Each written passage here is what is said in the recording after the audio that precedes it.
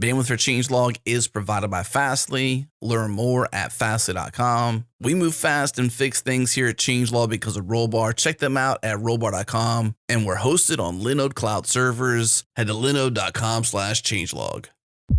This episode is brought to you by DigitalOcean. DigitalOcean is the simplest cloud platform for developers and teams with products like Droplets, Spaces, Kubernetes, load balancers, block storage, and pre-built one-click apps. You can deploy, manage, and scale cloud applications faster and more efficiently on DigitalOcean. Whether you're running one virtual machine or 10,000, DigitalOcean makes managing your infrastructure way too easy. Get started for free with a $100 credit. Head to do.co/changelog. Again, do.co/changelog.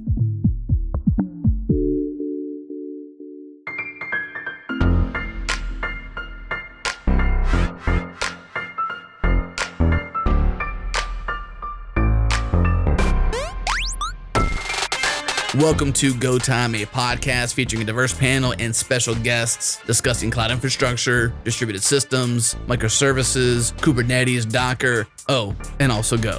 We record live every Tuesday at 3 p.m. Eastern, noon Pacific. Join the community that's live with us in real time during the show in the Go Time FM channel in Gopher Slack. Follow us on Twitter, we're at GoTimeFM. Listen live at changelog.com/live or subscribe at changelog.com/GoTime. And now on to the show.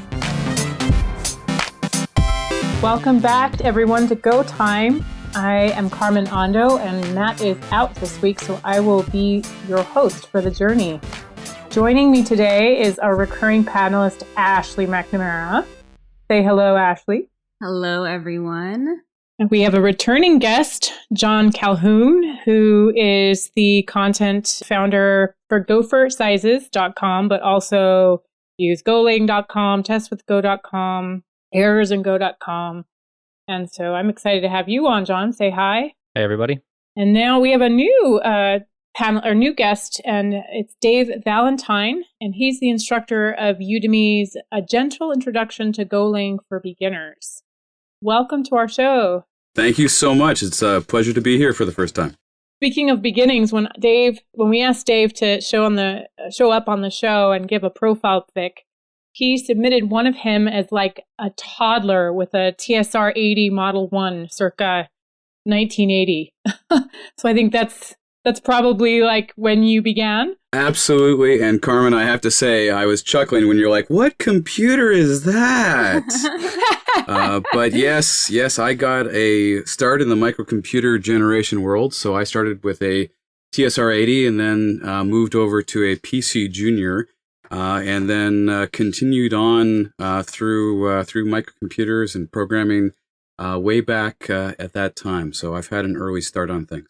Wow. That is hard. That is hardcore nerd. Yeah. Total nostalgia ahoy, I'm sure, for many people. Certainly you can share what you started with your first computer in the Go Time FM channel on Gopher Slack. Okay, so let's talk a little bit about today's theme. This is Golang for Beginners. I had originally envisioned this episode to be meant to engage for both non-Go users that listen to maybe sister podcasts on Changelog, or any Go curious programmers out there, as well as encourage those that have just started with Go and want to level up beyond the basics. So I'm hoping that maybe we can start and just kind of see where the conversation takes us. We have 3 wonderful experts online today and see what their perspectives and their experiences and how they've shared content to help gophers worldwide. Okay, so I guess the first thing I wanted to start with is ask, what is a beginner? Like, what types of beginners are there? Anyone? Good question. So there are beginners that know one programming language that want to learn another. There are people that are career transitioning that don't know any programming. There's all kinds of beginners. Yeah. I was going to say, there's even the curious kids who don't know what they're doing and like to break their parents' technology, which is probably some of us. Yeah. Those are my favorites. Yeah. Absolutely. I've experienced that with one of the courses that I've published, that one of the kids was literally saying, "I don't have system privilege to install Go on my computer. What do I do?" Oh. You know, and how do I get around that kind of a thing? So, because his dad had bought him the course. I've actually, in my program, originally created a course that was in advance of the one I currently have in the marketplace, which I've since retired. That was kind of trying to get the entire beginners in Go space, where it's for people that are experienced with programming, and it's for people that are new to programming for the first time. But what I found was I was trying to appeal to too many different people, and so the course content wasn't that effective. And since then, I've actually specialized in making something very clear. It is for absolute beginners, because I actually walk them through some of the fundamentals of computer science in learning Go and giving them a foundation if they've never seen anything before.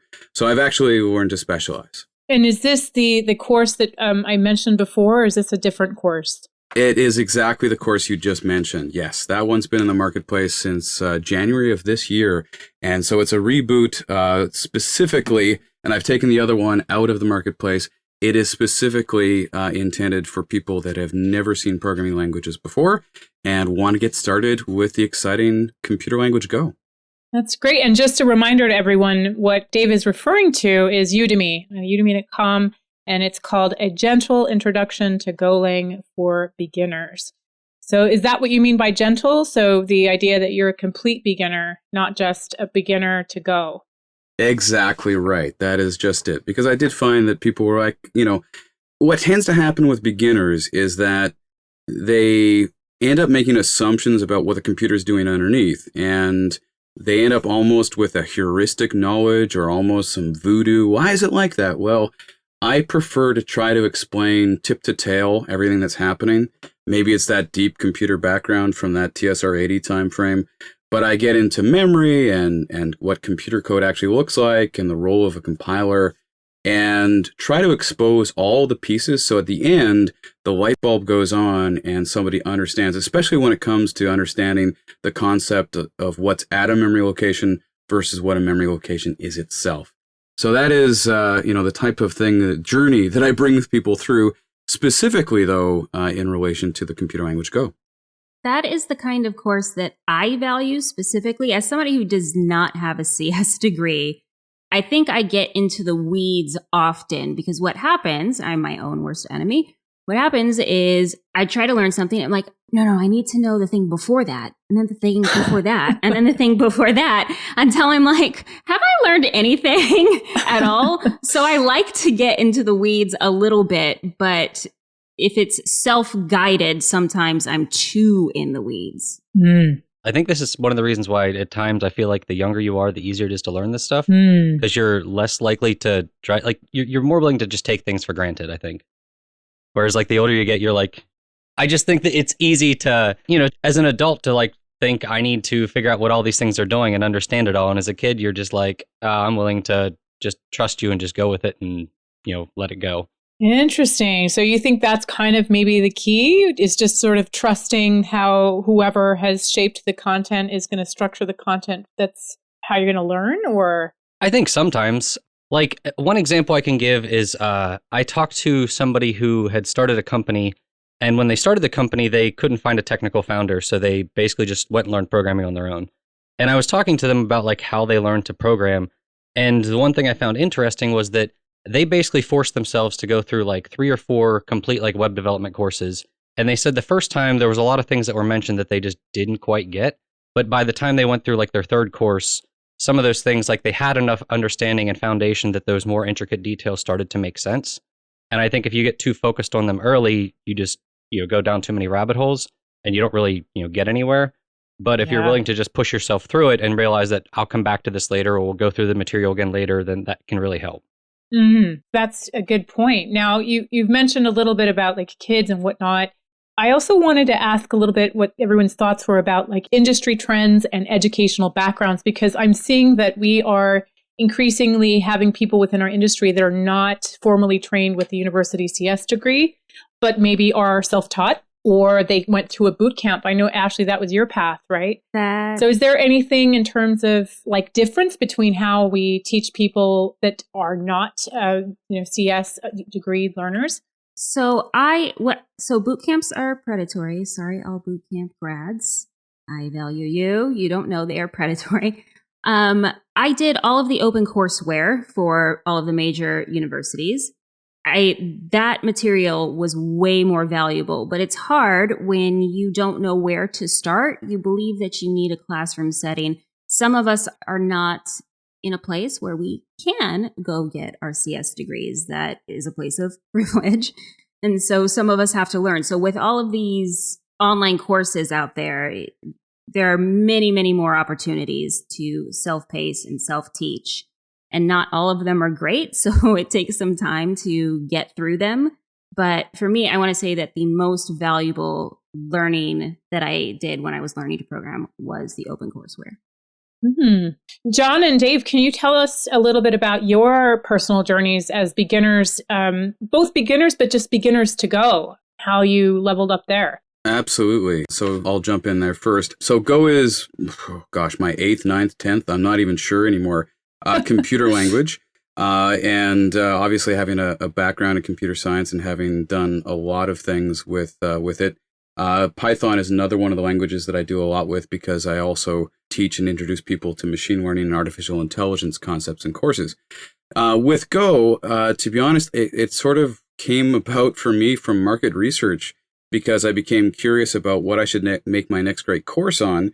And then I found this amazing computer language that really is a next generation computer language, because almost any other language that we may even consider new was really developed in the last century, right? And I love the Go story, the legend being that people were waiting for a C++ program to finish compiling and said, hey, if we were to develop a language now, what would that look like? And you've got some brilliant engineers that ended up putting it together. And so I became absolutely fascinated by it, and realized that here was a language that back in the day when I learned C for the first time, very much smelled like, tasted like, acted like C, exposed some of those fundamental computer bits, but had grown into being so much more than a system-based language. And so I literally fell in love with it. And then because I had intended to develop a course on it, what I really try to do in all the courses that I teach is I try to develop a roadmap so that my students aren't sort of depending on me. My intent, like with the internet, there is this amazing amount of material that's out there, but it's not curated in a meaningful way. And that is maybe the secret sauce that I try to bring to the table, right? It's, because people have the itch. They have that, how do I get up to speed and make meaningful use of my time in order to achieve a learning understanding with Go, or whatever their thing is, right? And so in the course, I have what I call an emergency Golang parachute, which is learning resources right out of the gate, right? Saying, if you get stuck, here's all the really other cool stuff that's out there that you should know about so that you can take advantage of that in order to supplement your learning. And then I finish off the course with, here's where to go from here and to continue your learning journey, and then take them through that piece where they can effectively then use those examples and resources. And they have it's that very beginning, that beginning is so hard for people that don't have any experience. So giving them that ignition, even that permission to break things and experiment with things and to think about things as they're coding and developing their exercises and so on, gets them that little bit of traction with their wheels and gets them started. And the more students I can get started, the happier I am. That's great. I think that's also a really good, companion or complementary to what John does, which is, okay, you have an ignition, you know the basics and the foundations. The next thing you got to do is go for sizes, right, John? Tell us a little bit about that. Yeah, so, basically whenever I learned, what I generally found was that it didn't matter if I was coding the prettiest code or anything. It generally came down to, if I coded a lot, I learned a lot. And if I didn't build things, I sort of just stopped learning. And I think a lot of times I've talked to tons and tons of people who are like, I'm trying to build things, but I can't come up with a good project. And what's even worse is if they come up with a project they like I had a friend who did this all the time. He'd say, I have this cool project, and he'd present it to me, and I'd be like, well, it's going to be really hard for you to do that project at your current skill level because there's like 6 other factors that you don't know much about. And, I know from experience that they're going to be very hard. Like they'll want to get data from it and they'll assume there's an API to get some data. And it's like, nah, that doesn't really exist. You're probably going to have to like scrape web pages and that's going to be terribly hard. So Go for Sizes was kind of me saying, if I was starting over and I just wanted some random exercises to build that weren't completely boring, but would challenge me, would teach me to read the docs, to look at different APIs in the standard library, to do stuff like that, what would they look like? And I basically just sat down and picked out 20 projects that I sort of picked them intentionally to try different stuff. I didn't want to keep using the same thing. So I didn't want to build like 20 web applications. But the idea was like, if you go through all of these and you code them all and you actually give it an honest shot of trying to solve each problem on your own, you will learn a ton in the process. Even if you don't complete them fully or you don't understand everything or your code's pretty ugly, it doesn't matter. You'll still learn a lot doing it. I think that that's so valuable as well, because I tweeted about this recently. When I was learning to code, I was already pretty well established in tech on Twitter. And so I'm like, how should I start? Just build something. Build what? Something. What? Where do I start? How do I start? What do I build? I don't know. Well, you know what? Figure it out. That's how you learn. Just figure it out. And that's really frustrating. So frustrating because you just like build a to-do app. Like, tell me something. Tell me where to start. Right. And so I feel like really experienced programmers, that's kind of their go-to advice. Well, just go build something. Actually, the other advice that I'd add to that, though, I mean, if you've got a project, right, build it, right? But don't build it just once. Build it 3 times. Because the first time you build it, right, you're going to commit all the sins and you're going to build the wrong thing, right? It's not going to meet the needs that you're looking to address with it, right? It's not going to work well. You're going to be like, oh, that was horrific, right? The second time, it will probably function and achieve what you want it to achieve in terms of the end results of the thing that you're building. But you're going to think, oh, that is some ugly, awful, evil code. There are monsters lurking inside that you hate. And the third time, then you're in a position where you can actually put together some really elegant approaches and to develop some beautiful code. And so if I were to add any advice with that, once you do find that something, whatever that is, if that's reproducing someone's example or finding anything that inspires you to build something, build it 3 times. Wow. I love that advice. Me too. I heard once that if you want to become a great writer, don't read 100 books. Just read one book 100 times. And I think this is kind of in the same vein, Dave, in that this kind of gives you the chance to revisit a thing at different stages, which is reality, right? In terms of maintaining a piece of software as it ages, as you age and increase in your skill set, et cetera, et cetera. So that's really great. I love that. I'm going to try that. Just to add something to that, I know some people get bored doing that. Or I should say, some people seem like they do. Even if you don't build the exact same thing, I think building similar things is probably would go in line with what Dave's saying, because I'll see people take like a course and they'll just build whatever's in the course, then they'll be done. And what I really like to encourage is to like go back through the course and build something similar, but not quite the same. So it forces you to go out on your own and sort of, do what he's saying, to try different stuff, to do a little bit different, but you're still building, the same basic building blocks, like you're building a web application or you're building a CLI or whatever, but it might do something slightly different that forces you to really think about what you're doing and consider stuff. Yes, John. And I think that learning is repetition, right? If you learn anything, right, you need to repeat it in order to sort of make it go to long-term memory. So I think that that's also a great approach.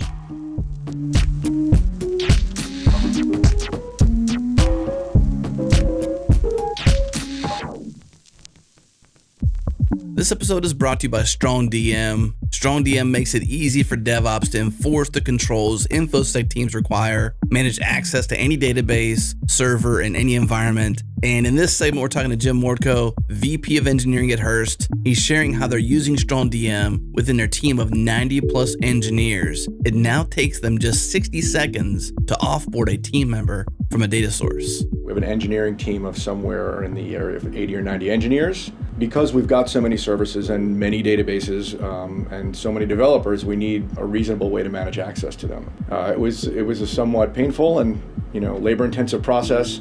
Our DevOps team would literally have to manage every one of the permissions for everybody who wanted access. So StrongDM has been a real godsend in that area for us. Requests for access to specific databases were pretty much manual. Now we've adopted StrongDM. It's something that you don't even know is there. Once it's installed, it just works. It's very simple. We've set up a multitude of data sources so that when somebody's onboarded, we just give them access to StrongDM. It's pretty simple. Our DevOps team, they have a very minimal effort required to enable each data source to be connected to StrongDM, and then installing the client software is it's very, very simple and straightforward. You can use whatever client you want to talk to the database, so there's really no training necessary. All right, if your team can benefit from nearly instant onboarding and offboarding that's fully SOC 2 compliant, head to strongdm.com to learn more and request a free demo. Again, strongdm.com.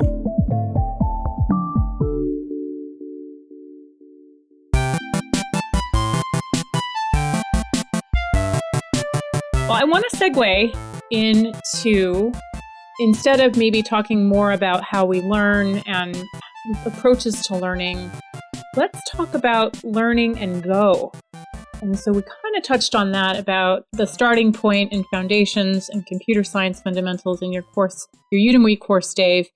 But how do you teach beginners Go? And we can talk about this either from other languages in terms of their experience or from scratch. And what do you think is unique to learning in Go versus just programming in general?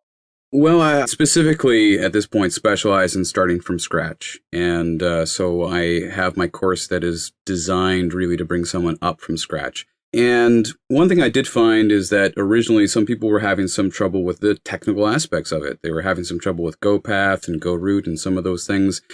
And originally I had created Windows installation videos and saying, hey, if you want, you can go ahead and do the same thing on Mac. You can do the same thing on Linux. And when I rebooted the course and specialized more in helping beginners, I said, the heck with that noise. And I literally have approached it to give them videos and follow through instructions on Windows 10, on Mac OS, as well as Ubuntu Linux, so that they at least have something that looks, tastes, and smells similar to whatever platform they have, because there were some people that were experiencing problems. And my intent with it is to reduce the amount of friction at all possible. Once they achieve that, though, what I find is that people are really functional within it. They get an understanding. One of the beautiful things that is, I think, unique about Go as well, is that if people want, they can get into the Go code itself. It's there. It's in your workstation. If you're interested in how, print line works and things of that nature, you can sort of dive into it and start to see these other elements and how they come together in the compiler and provide the end user experience of the compilation and the code that gets executed. So really, I think, it's similar to other programming languages in the sense that the fundamentals are the same. But it has, great syntax. It's really thoughtful. It's really built for concurrency. And I think it's really an effective language for beginners because some of those obscure elements in earlier languages aren't there. It's very quick to compile. So I'm really an evangelist when it comes to it. But I did find that some of the students that I was experiencing had that little bit of friction at first. And now if I can get them over that, then they're off to the races. It's usually a very early problem early on, or they're off to the races and then asking more advanced items out of the gate. So there's this pendulum that swings in their experience, I find, where they're like, oh, that was awesome. What's next? Right? In the beginning, right, until recently, thanks, Go team, GoPath was a nightmare. So once you got through that hurdle, after you're ready to throw your computer and then you build something, you're feeling better. But I think that the hurdle of setting up your GoPath was such a nightmare that people were just like, no, if this is just set up, how's it going to be? Oh, absolutely. And getting that to be set out of the default was the most brilliant thing that could happen. So I think that's one of the reasons why you see PHP being so popular still to this day. And I still think one of the big reasons it was because if you knew very little, you could find a free PHP server and just upload a file or your FTP in or something and connect to and change a file and you would see results. You didn't have to understand or install anything and you could get stuff working. And I think every new language should strive for as much simplicity as possible. That's one of the reasons why I love the Go Playground, because I'm glad they thought about we need some way for somebody to quickly and easily just write some code and you like, yeah, it's limited to the standard library and some stuff like that, but it's still a great learning tool for somebody who, like you said, couldn't install it for some reason, or they just want to see it before they actually spend that time. Because I think if we don't focus on that there's languages like JavaScript where, you can have interactive tutorials really, really easily in JavaScript. And, somebody can just bring up Chrome and open up Chrome DevTools and write some JavaScript. So like, the barrier to entry there is so small that I think it's important for other languages to keep that in mind. Yeah, this is a good thing that I kind of was wondering, like how much is setup a part of learning Go versus other languages? And you mentioned PHP and Java, and if it's different, what are some of the setup gotchas in addition, or you think are going to be the setup gotchas, or the learning gotchas? And maybe we can ask for audience participation on the Go Time FM Slack channel. Well, some of these show-offs are saying that GoPath made perfect sense to them. So good job, guys. Good job. I think the problem with it was like it either made sense to you or it made no sense to you. There was no middle ground. Yes. And it was also very platform specific as well, right? Because at that point, when you're hooking into environment variables or whatever your platform is, you can get stuck in the details of your particular platform.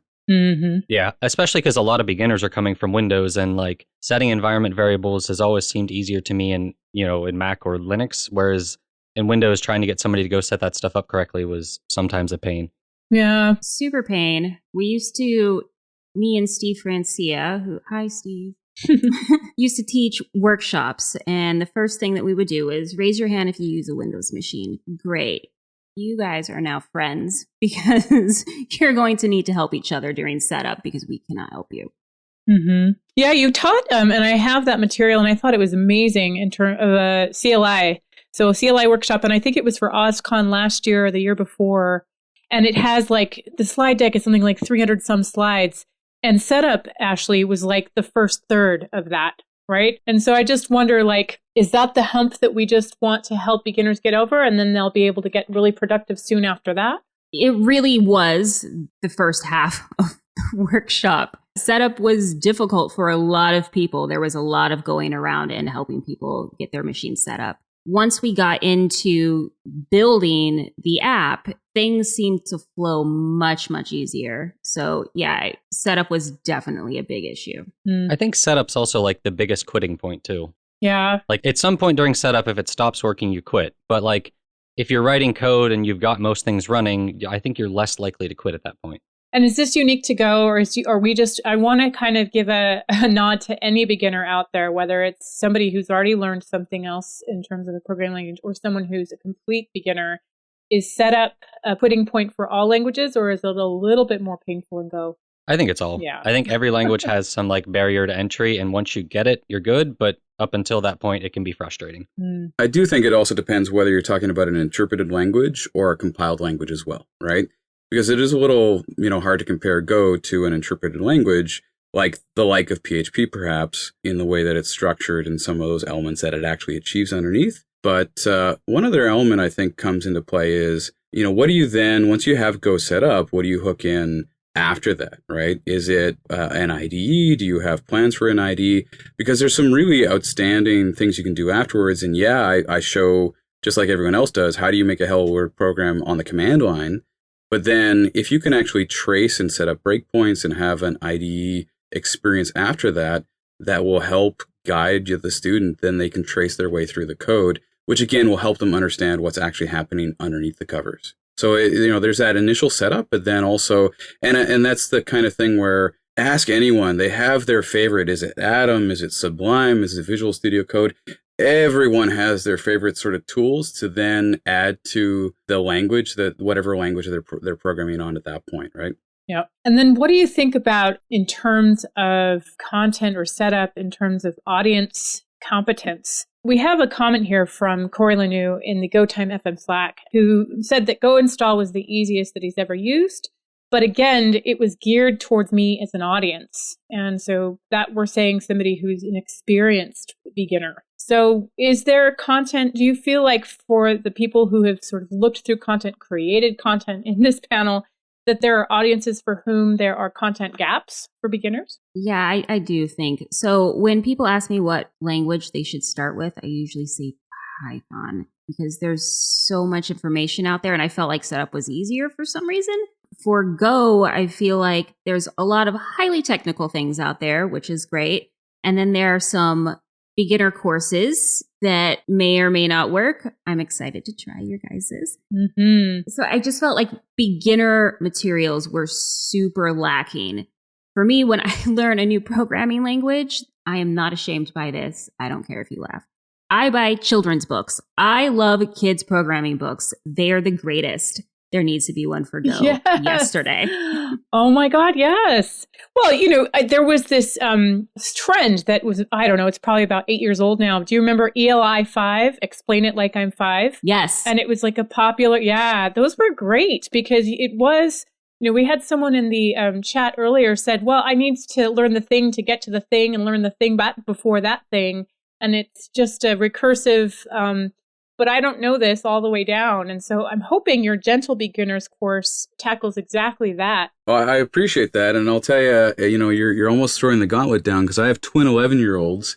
And while they have tasted a little bit of Python and a lot of Scratch, I'm thinking I should be maybe the first to write a Golang children's book at this rate. So we'll see. I'll give it some thought. Ooh. Please do. Yes. I hope you have a good artist because I feel like that'd be my biggest limitation. If I was drawing it, it would look like a 5-year-old drew the whole thing. Oh, I am a coder, coder art scheme. I'd be, full up on the red, green, and blue colors. It would look horrific. So yeah, I need any artists shout it out and I could probably use some folks to collaborate with. There's no doubt. I'm here. I'm taking note.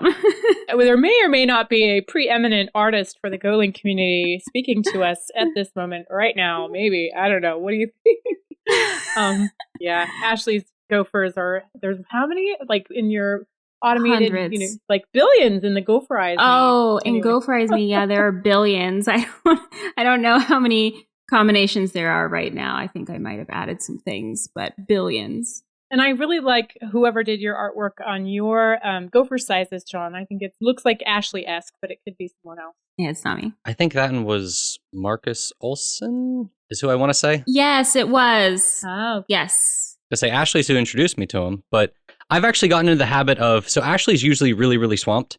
So I've gotten into the habit of trying to find different artists for all of the courses because I like them to have a slightly unique feel. So like the testing course was Egon Elbry, and I have an algorithms course that I'm working on that is another Gopher in the community. I think it's Adrian. I'm drawing a blank on his last name though. And then I have another artist who's working on another course that's way down the pipeline. So like I'm trying to like use different artists for all of them because I think it's cool to have different people drawing Gophers.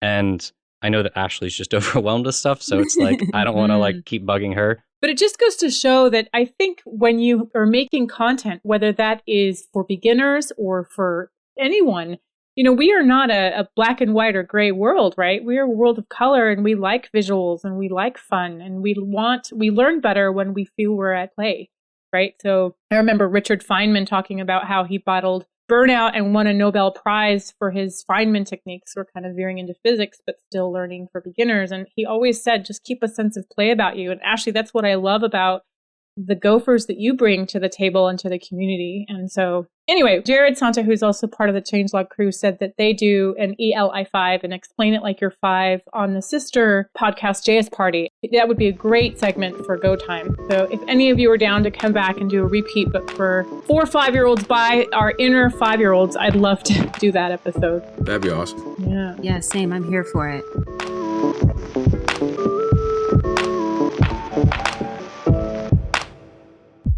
This episode is brought to you by GoCD. With native integrations for Kubernetes and a Helm chart to quickly get started, GoCD is an easy choice for cloud-native teams. With GoCD running on Kubernetes, you define your build workflow and let GoCD provision and scale build infrastructure on the fly for you.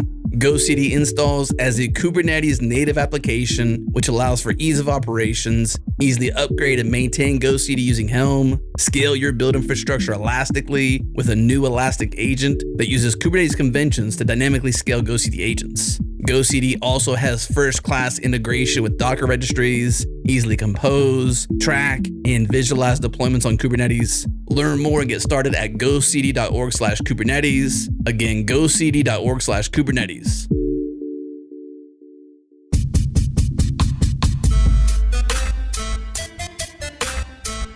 I kind of want to talk a little bit about learning mediums. So each of you has created or taught content in this new world of online. And so I would love to talk about your perspectives about pros and cons about each of these mediums. And so John, we're talking about your Gopher sizes with code accompanied by videos. Dave, this would be your online course. Workshops that you've given at events and conferences, Ashley. So what are some of the pros and cons about each of these mediums for beginners? I guess I can start with some of them. I like videos because you can show mistakes. I think it's important, especially for beginners, to see that even experienced developers make mistakes, but also to see like how you get to derived code. Because I think there's a lot of times where we'll just show them the final code. And as developers, we know that like, there might be 3 refactors that got us there. And I think having a video makes it possible to do that versus if you're doing a book or something like that, it's much, much harder because to actually show them, well, I went to this line and changed this one thing. And then I went to this other file and changed this one thing. Like it becomes a lot. So I think videos are really good for that sort of interactive, or not quite interactive, but something like that. But I've also started to find that books are probably more accessible, which is something that I hate about videos, is that you almost need to find translators for a couple different languages, or you need to get somebody to come in and actually like write all the transcripts up, because anything automated just doesn't do a good enough job. And so basically that's something I've been struggling with lately, is trying to figure out the right approach to that, because I think that making videos more accessible is something that needs to happen in the future. So one of the things that I think is important, because I recognize that my courses have reached 160 something different countries, is having good closed captioning. And I have to admit right now, my Golang course doesn't have it yet. But to second John's thoughts around closed captioning, because some people, they're coming off it, with where English may not be their native language. They speak several different languages. So having something there is extremely useful for them. But the challenge is that the automated closed captioning just doesn't work. I don't know how many times I've said Udemy and it gets translated to you and me on the Udemy platform itself, or something absolutely crazy. And I'm thinking, if there's any word that Udemy would have right in their closed captioning, it would be Udemy, right? So that is a huge technical challenge and hurdle. But the other thing, because I did have a background in teaching outside of this, where I've done some workshops in person in advance of this type of experience, as well as having tutored one-on-one, you lose that interaction when you have an online video. And it is extremely difficult to iterate and make changes, and there's substitutes for it.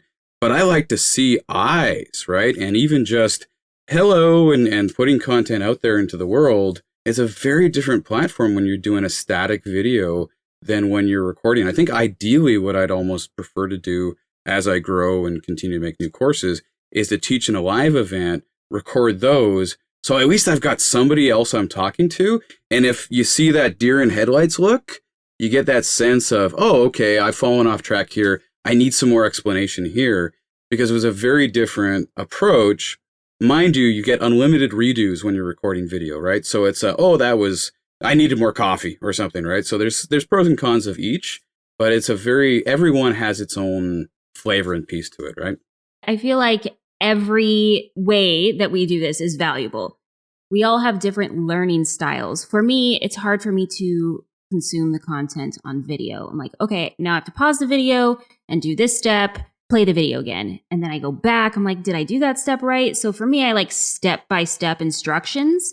And so the workshops are really helpful, but the cons of a workshop is that a lot of people are afraid to ask questions. So they will sit there and act like they know what's going on when they don't know what's going on. So we have to constantly go around and be like, do you really understand? You can ask questions. It's fine. Mm-hmm. So video, written tutorials, workshops, they're all valuable in their own way. We all learn differently. Just to chime in one additional, like one of the reasons I have never focused on workshops, conferences, that sort of stuff as much, and I think it's easy to forget when you live in a city, but if there's a lot of people who live nowhere near a city, or they don't have the resources to pay for a workshop or something. Like, to give you an example, I live 2 hours away from the nearest city, and that's Pittsburgh, which is not exactly a massive city. So, just knowing that there's a lot of people out there who cannot go to that type of thing, I definitely think that there's a good, like you said, we need almost everything, because some people are going to do better in the workshops, and some people will meet more people and they'll actually collaborate with them afterwards. Other people will do online courses. I think one of the big things I've just noticed is that people find other people to collaborate with and to learn with. That's very, very huge. So like collaboration in person, looking or gauging for like deer in the headlights, course correcting. That's typically been the traditional way of learning, right? But it doesn't scale. And it doesn't scale the teacher, and it's not accessible to, rural and suburban learners. I think it can scale. It just scales differently. Like one way I've seen it scale is I've seen people who do online courses, and they'll essentially they call them classes or whatever, but essentially a bunch of people sign up and they say like, all right, we're going to start in maybe December, and every week you're supposed to go through so much content, and then you're all like in a Slack channel or something, and you discuss that content, and you're sort of expected to keep up with the classroom on that content. It's less acceptable in the sense that you can't just start whenever you want. But I think there are ways to sort of get that simulated classroom environment. And I think that's, as course creators, it's things we have to think about. Like, is there a way that we can make that possible? I think tools like Slack have made it much, much better too. Like, I've gotten into this habit of, like, all the courses I have, I provide support for. But I've gotten into this habit of any of the paid courses, if you get access to a Slack, and I basically say, ask your question there. Even if you email it to me and I can answer in 5 seconds, I say ask the question there, because this is the best way to foster this growth between different people taking the course, is like you each try to answer the questions and help each other out. And that will, establish that learning. It'll help you like get used to helping each other. And over time, it's gotten to this point where I can sometimes check the Slack and somebody will have asked a question and somebody will have answered it better than I could have before I even got to it. Oh, that's great. Yeah, that's always great. The feedback loops and in person for me is where I can get unblocked. And I know that the other exercise site that I've tried is exorcism.io for not just Go, but a variety of languages. And I was a mentor for Go. And so when I signed on to be a mentor, they were like, listen, if you agree to sort of walk through the code exercise, we all kind of as a community try to get the next person in the queue so that their feedback is as quick as possible. So there was that like online mentorship and trying to scale that differently, as you said. So I love Exorcism.io. Thanks, Katrina and team. Also, I feel like I need to mention it because it's great and we haven't talked about it yet, but just for funk, I love it. Yeah. And I just wanted to ask John, before I kind of talk about other possible resources for Gophers, can you tell us a little bit more about where learners could go for Gopher sizes? Are they going to get that content for asking questions within the course as they sign on? So Gopher sizes, there's a channel in the Gopher Slack, okay. Hashtag Gopher sizes. And there's some people there. I don't know if that one's actually that active. That one's a little bit harder because it's not paid, so supporting it's a little bit trickier. If people email me and I do try to answer where I can, in the Slack, if they ask questions, I think I try to check there every so often and respond. So all those are options, because I think that one right now has something like 20,000 students, and it can be a little bit trickier sometimes whenever I've got a bunch of other things I have to do. But I do try to help and I do try to answer email and that sort of stuff. So like those are all viable options. Great. Well, we're about 10 minutes out. Let's go beyond Hello World or Go 101 and Go 201. So we can start to name. So we have a great foundational course and we have exercises. Where else can Go beginners go next once they get there? I'll jump in there. So one of the, once you've sort of got your head around some basic Go, you've done lots of different examples and you have the basic language across. I think at that point, jumping into effective Go in terms of learning how to write good, clean, idiomatic Go code is your very next step. And then as Ashley was mentioning, and we were talking about building examples, another item I think that is fantastic, which is similar to Awesome Python, is Awesome Go. And if you go to awesome-go.com, you'll end up with a list of, curated Go frameworks, libraries, and software, and, anything that floats your boat, whether you're interested in audio and music or bot building or any kind of different piece. There are some really outstanding resources available there. And then finally, I think, the third thing I'd lead off with in that respect would be to go to Go user groups, right? Because almost any geography that you're in, either there's online forums or in-person groups, especially the in-person groups, you'll find, that there are Go user groups. There's a Go user group. I live in a fairly small city in Canada called Winnipeg, which is smack central in the prairies, and yet we have a thriving Go user group locally. And so, unless you're rural, you may be able to find, where you can crash a Go user group, even if you're traveling, and to connect with Go users in person, which I think is amazing. +1 to Go user groups. Yeah, we're actually trying to build that up and strengthen a unified Go user group, if you will, called the Go Developer Network. So I joined Google a couple of months ago, and I have another colleague that joined the team recently. His name is Van Riper, and he wants to complement GoBridge's efforts as well as Women Who Go's efforts into sort of getting this network of groups to be able to maybe give them content, help them, maybe something like a live broadcast, give them a chance to go at their own pace. But I really like the idea of community and the importance of in-person learning and trying to balance that off with the people for whom maybe online courses are not working. I think it's a really good thing that that's something you focus on. Because we talked about all these things with learning languages, but we didn't really talk about the community or the fact that some coding communities really weren't that inclusive or inviting. And I think the fact that Go has stressed that from the start is one of the huge things for learning it, at least especially if you happen to be in a minority group or something, that can be very helpful, that you can actually feel okay being yourself and not having to pretend you're somebody else as you're learning. Absolutely. That's why I moved from Python to Go. Mm-hmm. Python community is fine, but so I found that within the Go community, there is no such thing as a dumb question, and I'm really, really good at asking dumb questions. And people are just super, super helpful. They will go out of their way to help you. I've never been part of a community like this. Agreed. And it's the reason why I chose Go and stuck with Go. And I just really am happy for that. So yeah, thank you, John, for bringing that up, because it is, I feel, of paramount importance in terms of learning the language, mastering the language, and then staying and keeping and communicating and contributing to the language. One thing you mentioned, Dave, was Awesome Go. There's also Go or LibHunt, which I think works for all languages. And then they have go.libhunt.com, which is a similar thing, right? You can go see third-party packages and kind of compare them to other packages depending on what you want to do. They sort of release the newest, greatest, and I kind of like that to keep up with my things. I know that Mark Bates, who's a panelist on the show, along with Corey Lanou, they made Gopher guides. And I think this is kind of along those same lines of trying to find a path or a curated path based on a certain thing that you want to learn, whether that's a data structure or a type or an algorithm. And so I'm going to give a little shout out to them for that.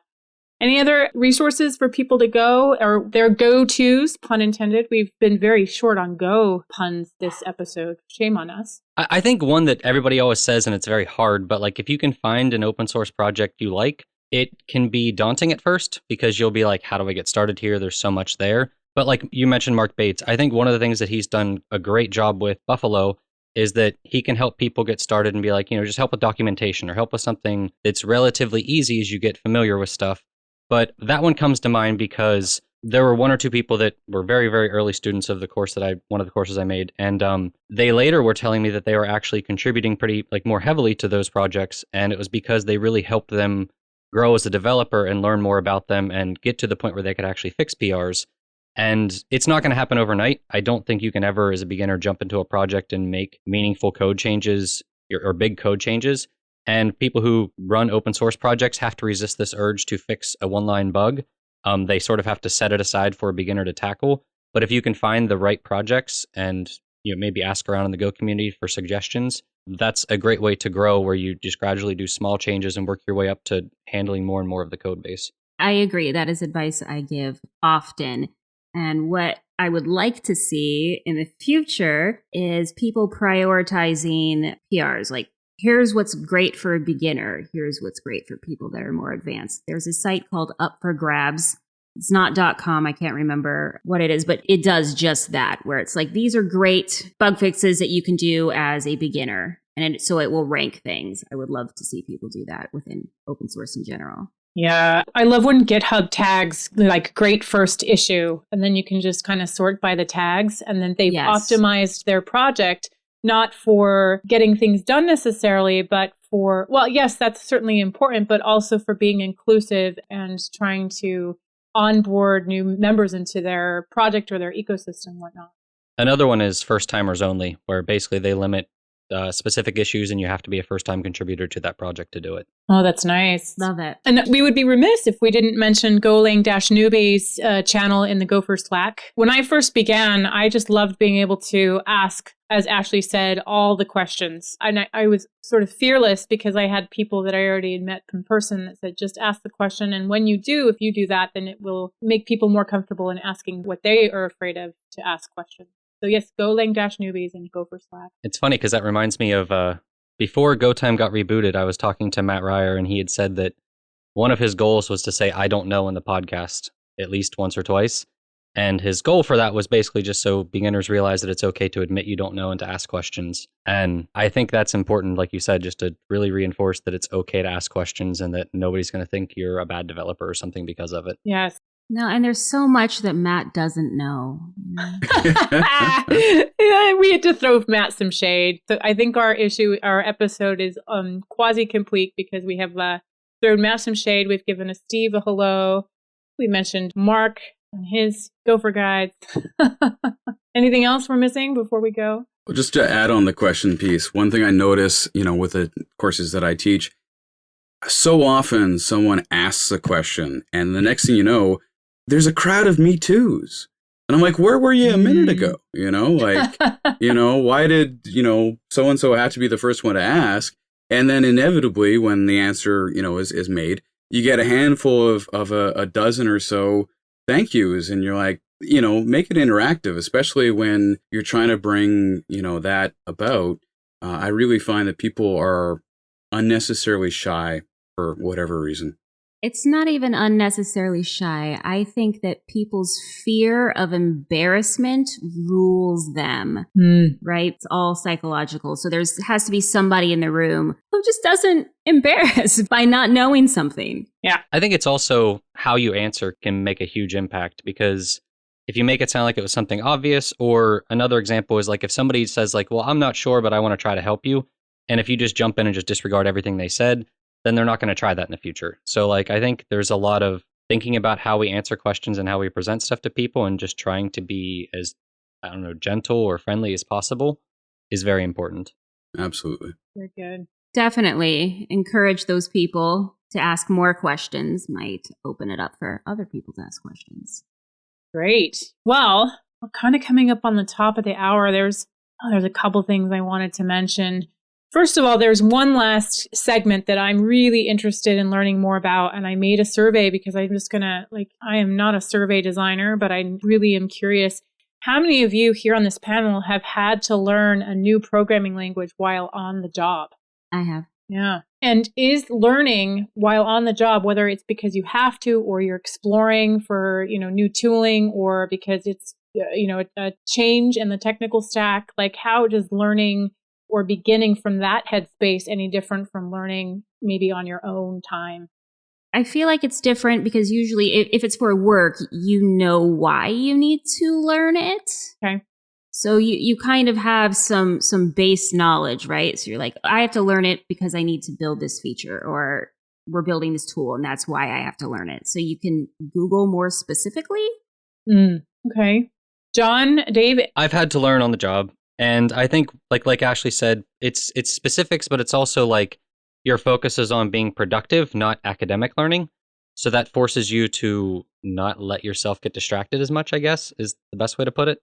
So like if you need to build a web server, whatever, a WebSocket server or something, you're going to focus more on, I just need to get this done and I can come back and fine tune it later, or I can come back and look at those things I'm not quite sure about later. Whereas when you're learning it just, for leisure, there's no really like time restrictions or anything, so you have a little bit more ability to get distracted. Well, and I think that getting distracted is the enjoyment that you have when you decide to explore something in your own personal time for your own personal benefit, right? You can go down those rabbit holes, you can explore.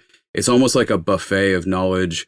And I love reading and learning, and I listen to a lot of podcasts because I want to experience those tangential things that I may not otherwise have. But I will say, even though programming isn't a day-to-day part of my job, I think anyone in IT or anyone in the world in general can literally have what happened to me this recent Friday, where the CIO called the boss, right, and said, I want Dave full-time on this other project.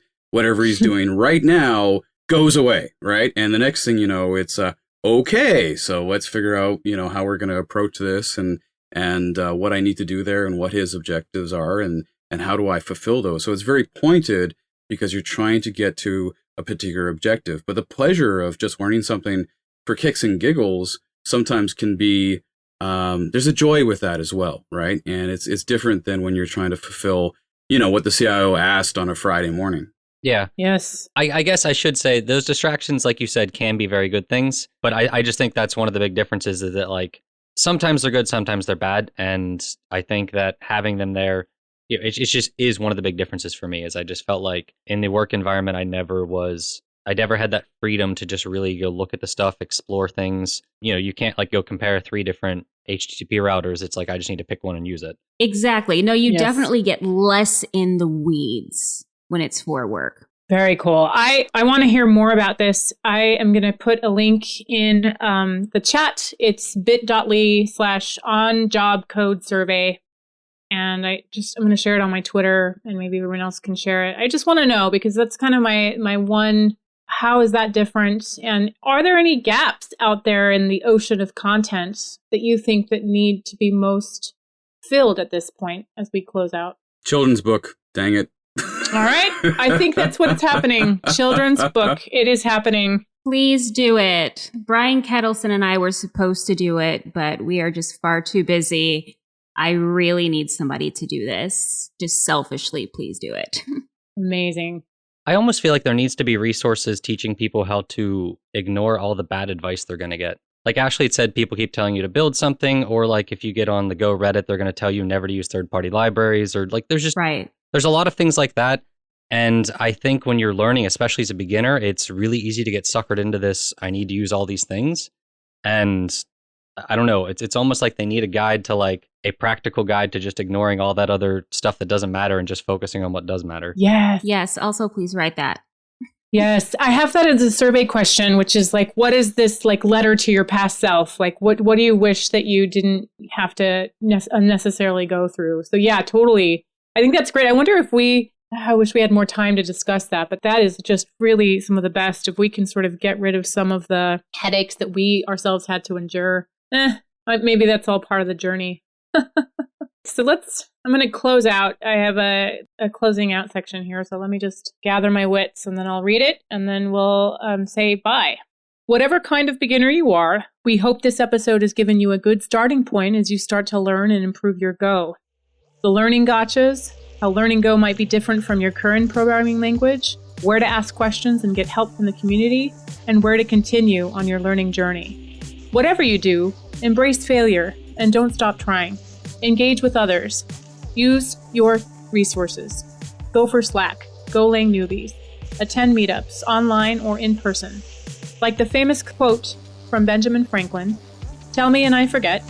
Teach me and I may remember. Involve me and I learn." Thanks everyone for today's episode of Go Time FM. Thank you, Ashley. Thank you, John. Thank you, Dave, for joining me. We'll see you next week.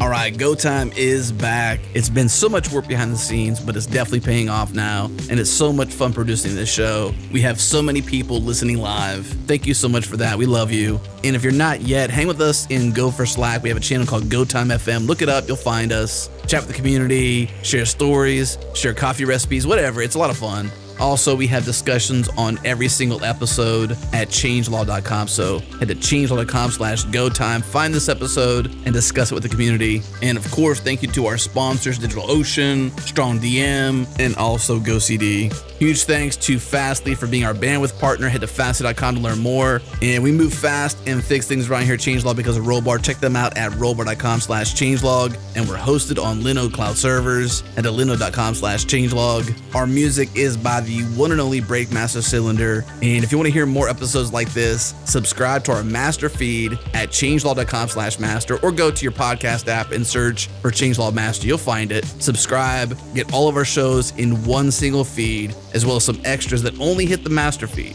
Thanks for listening. We'll see you soon.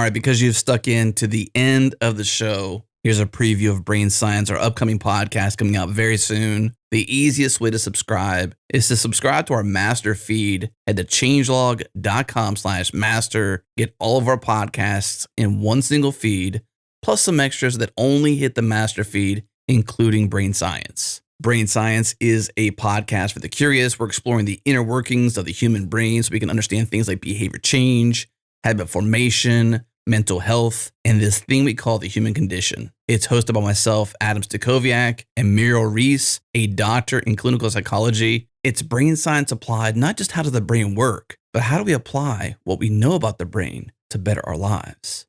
Here we go. I think that's the most interesting thing I find with this subject is I've lived most of my life, I've lived all my life with the brain for one, but I've lived most of my life not even knowing or thinking about how it operates. And so my curiosity comes from, okay, now that I'm aware that the brain is the most important organ in my body. Without it, nothing else exists in terms of like being able to operate. It's the primary source of all things that makes our body our body. I begin to think, okay, well, now how does it actually work? So that I can understand different things about my life, my personality, why I love, why I hate, why I like, why I dislike, all these different things, habits, drive, willpower, all these different things play into that.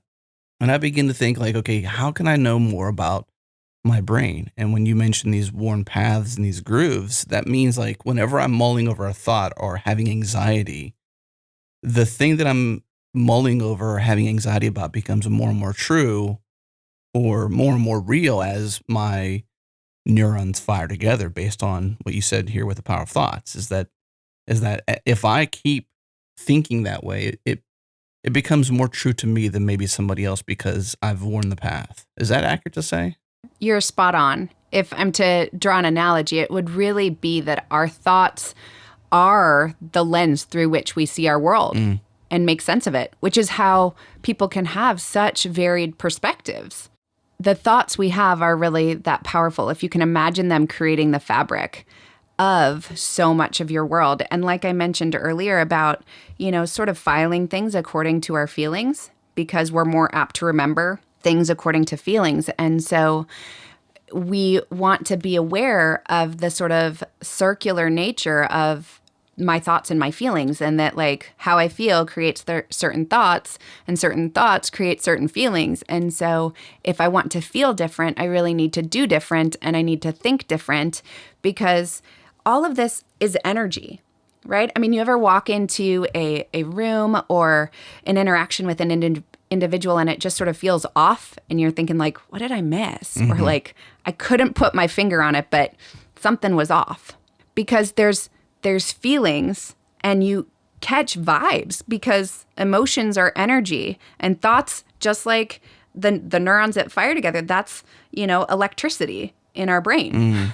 It's certainly a deep subject, which I'm just barely familiar with, but basically our brain is, everything is electricity, as you're saying. It's our brain being able to somehow miraculously be able to process this electricity into thoughts, memories, recall, autobiographical, understanding time, past, present, future, all this different stuff. And somehow these electrical charges throughout our entire body at the cellular level as well as the brain level power us. And like you're saying, it truly is literally energy. It is. I mean, so one of the things that is important to know when it comes to neurons is they abide by the all or nothing rule. And what I mean by that is that they either fire or they don't. Wow. So sort of like that thing at the carnival with the hammer, and you smack the weighted plate and it either goes to the top to ding or it doesn't.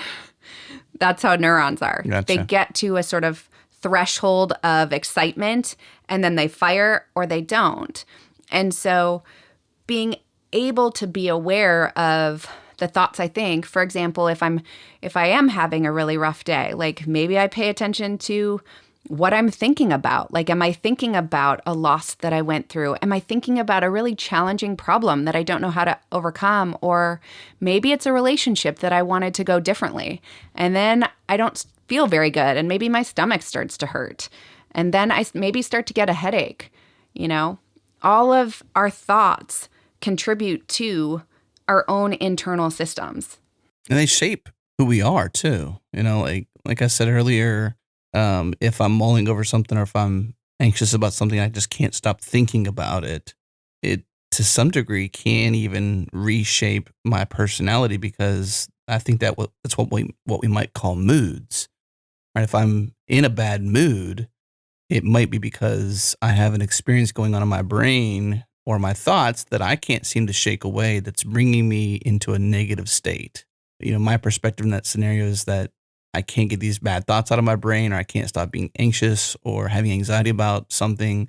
And therefore I yell at my wife, or I'm not so nice to my son, because my mood is changed by my thought patterns. Yeah, you're spot on.